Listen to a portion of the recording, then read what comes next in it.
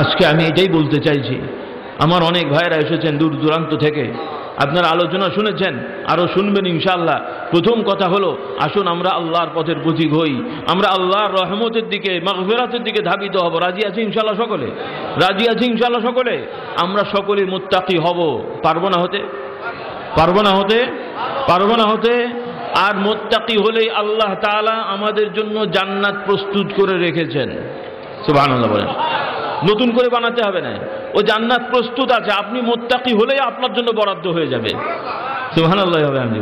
আমি মুত্তাকি হতে পারলেই আল্লাহ তাআলা আমার জন্য বরাদ্দ করে দেবেন। সুবহানাল্লাহ বলেন। উইদ্দাত লিল মুত্তাকিন, ওইটা বরাদ্দ হয়েই গেছে, অমুক অমুক না। যেই মুত্তাকি হবে সেই জান্নাত পাবে, যেই নবীর উম্মত হবে সেই জান্নাত পাবে। সুবহানাল্লাহ হবে। ও 10 লাখ, 3 লাখ, 5 লাখ, 1 কোটির কোঠা নেয়। আজকে যদি ইউরোপ কান্ট্রিগুলো থেকে কোনো ডিক্লারেশন আসতো, কোনো বিজ্ঞপ্তি আসতো যে অত লক্ষ লোক, এত হাজার লোক কি বলে আপনার লন্ডনে নেওয়া হবে, আমেরিকায় নেওয়া হবে, লটারি করা হবে। যদি 1000 কোঠা থাকে তো ক হাজার দরখাস্ত পড়বে ভাই? 1000 কোঠা থাকলে ক হাজার দরখাস্ত পড়বে? ক হাজার দরখাস্ত পড়বে? লাখের কাছাকাছি না? কোঠা 1 লাখ, 1000, দেখা যাবে যে দরখাস্ত পড়বে লক্ষর কাছাকাছি। কথা ঠিক না বেঠিক? কিন্তু সবাই জানে যে নেবে ক লাখ, নেবে কতগুলো, নেওয়া হবে কতগুলো? 1000। আর আল্লাহ তাআলার জান্নাতের কোনো লিমিটেশন নেই, যে চাইবে সেই যেতে পারবে। বলবেন যে হুজুর আমি গুনাহগার কেমন করে হবে? তো তুমি গুনাহগার, তো আল্লাহ তোমাকে বাধ্য করেনি গুনাহ করতে। তুমি আল্লাহর পথের পথিক হও, আল্লাহ তো জান্নাত তোমার জন্য রেখে দিয়েছেন। সুবহানাল্লাহ বলেন। আল্লাহ রাসূল সাল্লাল্লাহু আলাইহি সাল্লাম বলেন, কুল্লু উম্মতি ইয়াদখুলুনাল জান্নাতা ইল্লা মান আবা। قالوا يا رسول الله ومن يأبى قال من أطاعني دخل الجنة ومن عصاني فقد أبى। আল্লাহ রাসূল সাল্লাল্লাহু আলাইহি সাল্লাম বলেন, আমার সব উম্মতেরাই জান্নাতে যাবে, তবে যারা যেতে চাইবে না তারা বাদে। সাহাবারা আরজ করলেন, ইয়া রাসূলুল্লাহ, জান্নাতে কারা যেতে চায় না, কারা যেতে চাচ্ছে না জান্নাতে? আল্লাহ রাসূল সাল্লাল্লাহু আলাইহি সাল্লাম বলেন, যারা আমার ইত্তেবা করে, অনুসরণ করে, মান আতাআনি, আমার ইত্তেবা করে, আমার ইতাআত করে, আমার বাধ্য হয়ে চলে, সেই জান্নাতে যাবে। ওয়া মান আসানি ফাকাদ আবা, আর যে আমার অবাধ্য হবে সেই মূলত জান্নাতে যেতে চাইল না। মুখে তার দাবি করার দরকার নেই, তার কাজই সাক্ষী দিচ্ছে সে জান্নাতে যেতে চাইছে না। মুয়াজ্জিন আযান দেয়, আল্লাহু আকবার, হাইয়া আলাস সালাহ, হাইয়া আলাল ফালাহ, আর উনি বলছেন আমরা সকলে পালান। কি বলেন? হ্যাঁ, নাউজুবিল্লাহ বলেন। মুয়াজ্জিন বলে হাইয়া আলাল ফালাহ, সফলতার দিকে এসো, আর শয়তান বলছে জান্নাত থেকে পালা, জাহান্নামে যায়। নাউজুবিল্লাহ বলেন। তাহলে মুসলমান নামধারী সফলতার কথা শুনে না যে শয়তানের কথা শুনলো, তাহলে কোথায় গেল? জান্নাতে গেল না জাহান্নামে গেল? কোন দিকে গেল রে বাবা? কথা বুঝলেন কিনা? তো যে শয়তানের কথা শুনলো, তাহলে তার ওলি, তার বন্ধুকে, তার বন্ধুকে, তার বন্ধুকে।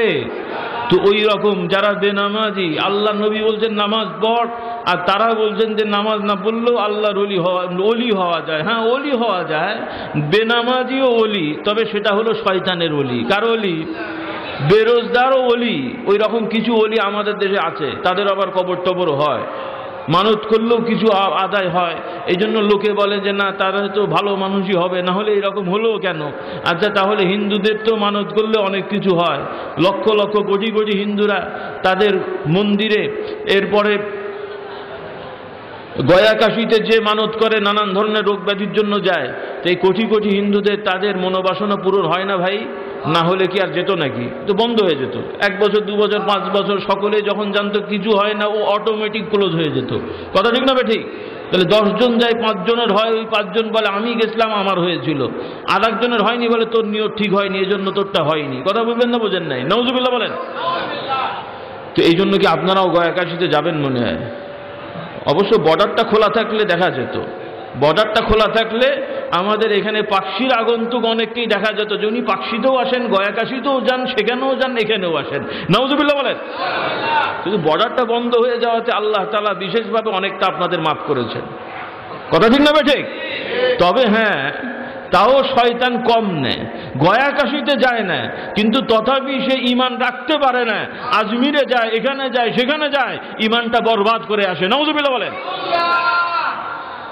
বলবেন হুজুর আপনি তাদের শিকায়ত করছেন, নাউজুবিল্লাহ। না না না, খবরদার নেই। কোনো হক্কানি আলেম ওলামা বুজুর্গ ভালো মানুষ, তাদের সাথে তাদের সমালোচনা করা তো বেয়াদবি হবেই, অবশ্যই হবে। যে করবে সে গুনাহগার হবে, কথা ঠিক না ঠিক? কিন্তু আমরা তো তাদের সমালোচনা করিনি, আমরা খ্রিস্টানদের সমালোচনা করি। তার মানে কি ঈসাকে সমালোচনা করি নাকি? আমরা খ্রিস্টানদের সমালোচনা করি, বলি যে তারা অন্যায় করে, তারা কি বলে পথভ্রষ্ট, এই জন্য কি আমরা ঈসা আলাইহিস সালামের সমালোচনা করি নাকি? ঈসা আলাইহিস সালামের সমালোচনা করি নাকি? বরং আমাদের নামাজের ভেতরেও ঈসা আলাইহিস সালামের নাম নিয়ে কোরআন তেলাওয়াত করতে হয়, কথা ঠিক না ঠিক? কথা ঠিক না ঠিক? সেটাও আমাদের মুআজিজা। বরং আমাদের ঈমান হলো লা নুফাররিকু বাইনা আহাদিম মির রুসুলিহি, আল্লাহ তাআলার কোন রসুলকে আমরা পার্থক্য করি না। সকল নবী রসুলের প্রতি ঈমান আনতে হবে মুসলমান হতে হলে, কথা ঠিক না ঠিক? কথা ঠিক না ঠিক? তো ওই রকম যারাই ভালো মানুষ, যারাই আল্লাহ তাআলার পথে চলেছেন, তাদেরকেই মহব্বত করা আর এক প্রত্যেক ঈমানদারদের জন্য কর্তব্য, কথা ঠিক না ঠিক? এই জন্য তো আমরা দোয়া করি। আমরা কি দোয়া করি? ইহদিনাস সিরাতাল মুস্তাকিম সিরাতাল্লাযীনা আন'আমতা আলাইহিম গায়রিল মাগদুবি আলাইহিম ওয়ালাদ-দাল্লিন। দোয়া করেন না? ইহদিনাস সিরাতাল মুস্তাকিম, হে আল্লাহ আমাদেরকে সিধা পথ, সিধা রাস্তা, স্ট্রেট ওয়ে আমাদেরকে দেখান, আমাদেরকে সেই পথে পরিচালনা করুন। সিরাতাল্লাযীনা আন'আমতা আলাইহিম, তাদের পথ যাদের প্রতি আপনি নিয়ামত দিয়েছেন। সুবহানাল্লাহ বলেন। সেই নিয়ামত প্রাপ্ত জাতি কারা? প্রথম কাতারে তো নবী রসুলগণ, নবী রসুলদের সাথে যারা সাহাবারা ছিলেন তাদের অনুসারীগণ, তাদের সাথে যারা অনুসরণ করেছেন, এইভাবে যারাই তাদের সাথে লেগে আছেন তারাই হলেন সেই কাতারের। তাদের সাথে অন্যায় বেয়াদবি করা, সমালোচনা করা, এটা আমাদের জন্য ঈমানের খাতরা, কথা ঠিক না ঠিক? কিন্তু তাদেরকে যদি কেউ পুজো করে তাহলে তাদেরকে সতর্ক করতে হবে না হবে না? সাবধান করতে হবে না হবে না? ওই পুজোর রাস্তা বন্ধের চেষ্টা করতে হবে না হবে না? আল্লাহ তাআলা আমাদের হেফাজত করুন, সকলে বলুন আমিন। তো ভাইরা, কোনো জিনিস হয়ে যাওয়া, ঘটে যাওয়াটাই সেটা সঠিক হওয়ার প্রমাণ না। যদি তাই হতো তাহলে ইসলাম ছাড়া যত পথ মত আছে সবগুলোর পেছনে কিছু না কিছু রিজন আছে, কিছু না কিছু বাস্তবতা মানুষ দেখেছে, তাদেরকে অবলম্বন করে। এই জন্য কি আপনারা বিশ্বাস করবেন নাকি যে সকল ধর্ম সঠিক? কি দ্বীনে ইলাহির ঈমান আনবেন নাকি? নাকি আবার সেই পথে আপনারা এগোচ্ছেন? সেই পথে এগোচ্ছেন নাকি? এগোবেন নাকি? কেউ ডাকলে যাবেন নাকি? ঈমানের উপরে থাকবেন, ঈমানের উপরে আপনি থাকবেন, আপনার পরিবারকে রাখার চেষ্টা করেন, আপনার সাধ্য অনুযায়ী আপনি চেষ্টা করেন।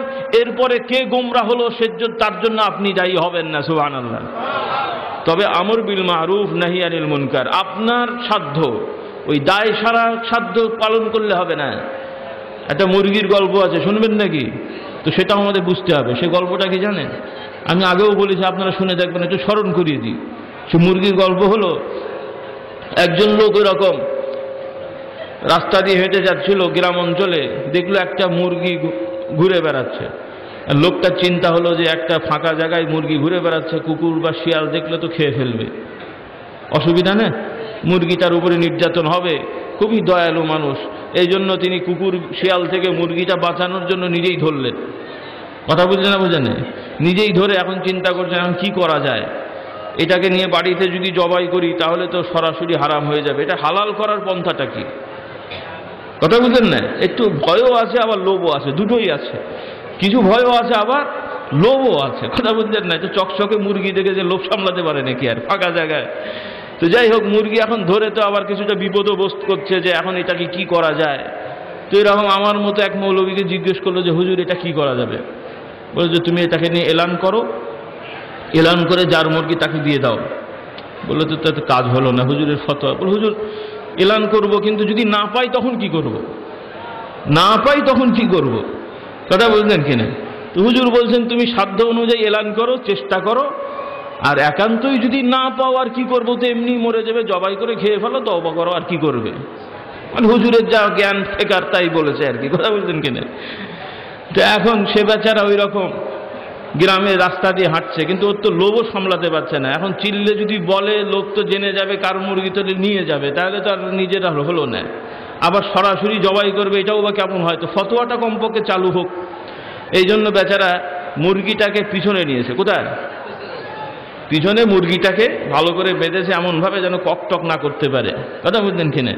এবার পিছনে মুরগিটা বেঁধে এবার সামনে চিল্লাচ্ছে, এইভাবে বলছে, আস্তে বলছে এই মুরগি, আর জোরে বলছে কার, কথা বুঝলেন না।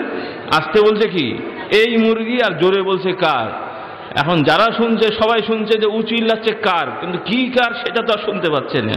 তো এরকম সারাদিন এলাকায় ঘুরে ঘুরে সন্ধ্যেবেলায় যে বলছে তো কত চিল্লালাম, কেউ নিচ্ছে না, কি করা যাবে, আমি জবাই করে খেয়ে ফেলি।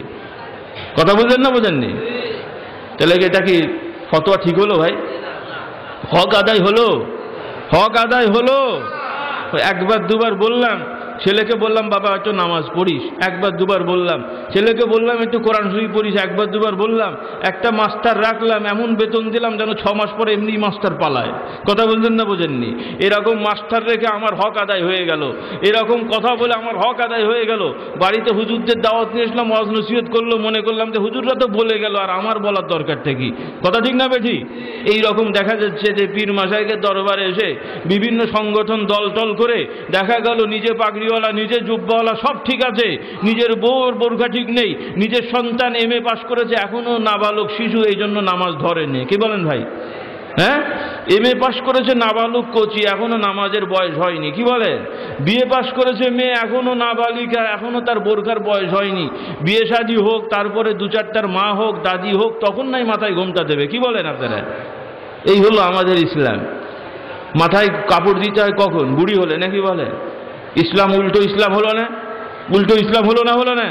বরং হে যুবকেরা, হে মা